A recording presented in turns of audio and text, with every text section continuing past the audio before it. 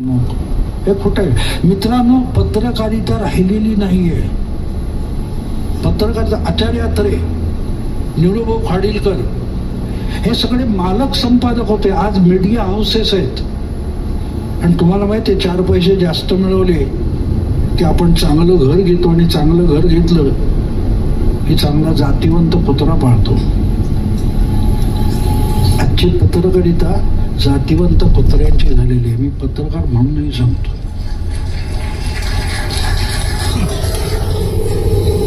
ही पत्रकारिता राहिली नाही मित्रांनो. पत्रकारिता नाही राहिली. मालकाला खुश करण्यापुरतं चालतं. मीडिया हाऊसेस झाली आहेत. काय संबंध त्यांचा? जो माणूस हाडाचा पत्रकार नाही तो पत्रकारितेचं धोरण ठरवतो,